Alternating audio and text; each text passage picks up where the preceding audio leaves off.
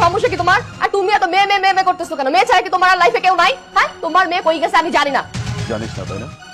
আমি জানি আমার মেয়ে কোথায়। মানে কেয়া কেয়া মা, দেখো আলিফ খেয়াকে খুঁজে পাইছে, আমরা কত খুঁজছি কোথাও পাই নাই, তাই না?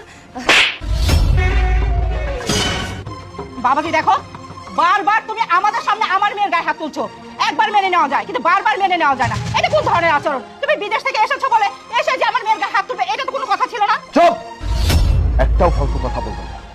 এতক্ষণ তো আপনার মেয়ের গায়ে হাত তুলছে, শুধুমাত্র সম্মানের খাতিরে আপনাদের গালে আমি থাপ্পড়টা বসাই নাই। আলিফ, এখন কিন্তু অতিরিক্ত হইতেছে। তুমি কিন্তু আমার বাবা মার সাথে অনেক খারাপ আচরণ করতেছো। তোমার সমস্যাটা কথা আমি তো এটাই বুঝতে পারছি না। সরি, আমি তো অন্যায় করে ফেলছি।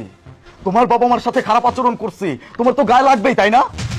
তাহলে আমার মেয়ের সাথে যে দিনের পর দিন অন্যায় হয়েছে, অবিচার হয়েছে, অত্যাচার হয়েছে, আমার কেমন লাগতেছে? আমার মেয়ে কেমন ফিল করছে? ও, লাখ লাখ টাকা দিয়ে নিজের বাবা মার শপিং করা যায়, আর আমার মেয়ে যখন শপিং এর কথা বলছে তখন তাকে রাস্তায় ভিক্ষা করতে পাঠানো হয়েছে 500 টাকার বিনিময়ে। আমার মেয়েকে তুই ভাড়া দিস? মা, তোর সাথে ও কি কি করছে একদম সত্যি করে বলবি। মা তো আমাকে কখনো সহ্য করতে পারতো না। আমাকে দিনের পর দিন রাতের পর রাত শুধু কাজ করাতো। আর আমি যদি বই পড়তাম তাহলে এই বই ছিঁড়ে ফেলতো, পুড়িয়ে দিত। আর আমাকে সারা দিন কাজ করাতো, একবার খেতে দিত না। আমি যদি খেতে বসতাম তাহলে প্লেটটা ফেলে দিত। আমাকে সব সময় মারধর করতো, আর আমাকে শুধু স্বপ্নে বলতো। আমাকে কখনো আপন করে নেয় নাই। আর আলিফ, তুমি ওর মতো মানে ও বাচ্চার কথা বিশ্বাস করবে না, কারণ বাচ্চারা তো অনেক মিথ্যা কথা বলে। আমি তোকে বিয়ে কেন করছিলাম? আমার মেয়ে দেখাশোনা করার জন্য। আমি তোকে বারবার করে বলে দিছিলাম আমার পুরো পৃথিবী একদিকে, আমার মেয়েটা একদিকে। আমার মেয়ের দেখাশোনায় যেন এতটুকু ত্রুটি কখনো না হয়। আমি প্রবাসে কেন গেছি রে? হ্যাঁ, তোদেরকে ভালো রাখার জন্য গেছি, আমার মেয়েকে ভালো রাখার জন্য গেছি, তোকে ভালো রাখার জন্য গেছি। দিন রাত অক্লান্ত পরিশ্রম করছি, নিজের কথা এক সেকেন্ডের জন্য চিন্তা করি নাই। সবটা সময় ভাবছি কিভাবে আমার মেয়ে ভালো থাকবে, কিভাবে আমার বউটা ভালো থাকবে।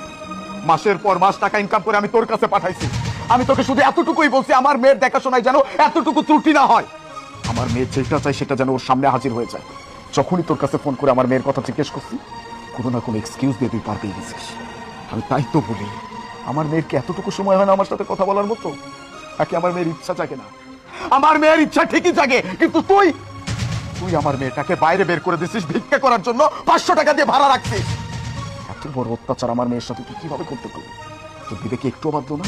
তোর মনে কি এতটুকু খটকা লাগে নাই যে এই কথাগুলো যদি আমি জানতে পারি তাহলে তোর কি হইতে পারে? অনেক হয়েছে। যেই মানুষটা আমার মেয়েকে ভালো রাখতে পারে নাই, আমার মেয়েকে যেই মানুষটা ভালোবাসতে পারে নাই, সেই মানুষটাকে আমার কোনো দরকার নাই। এই মুহূর্তে তুই আর তোর পরিবার এখান থেকে বের হয়ে যাবি। আমি তোকে সময় মতো ডিভোর্স লেটার পাঠাই দেবো। আলিফ,